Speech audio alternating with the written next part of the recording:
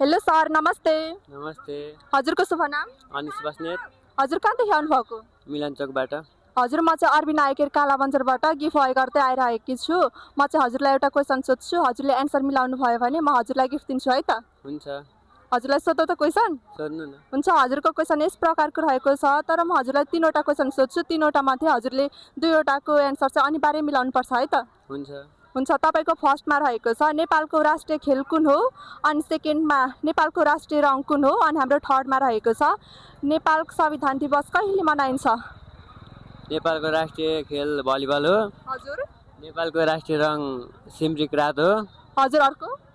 नेपालको संविधान असोज 3 गते मनाइन्छ। हजुरले 3वटा एन्सर मिलाउनु भयो, हजुरलाई कङ्ग्रेचुलेसन। Thank you. हेर्नु सक्नुहुन्छ गाइस, उहाँले 3वटा एन्सर मिलाइसक्नुभयो, त्यसकारण हामीले उहाँलाई गिफ्ट दिनुपर्ने हुन्छ। हजुरको गिफ्ट। Thank you. हजुर, यो गिफ्ट एकचोटि ओपनिङ नि गरिदिनु न। हुन्छ।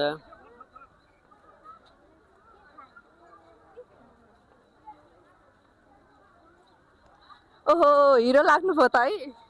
Thank you. हस्, धन्यवाद। हजुरले हजुरको अमूल्य समय हामीलाई दिनुभयो। हजुर, अब अरबिन आइकेयर कालाबन्जरलाई के भन्न चाहनुहुन्छ?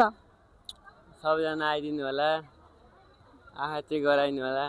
हुन्छ, अब हजुरलाई आँखा सम्बन्धी त्यस्तो केही समस्या भयो भने हामीलाई सम्झिनु होला। हस्। हुन्छ। हस्, धन्यवाद।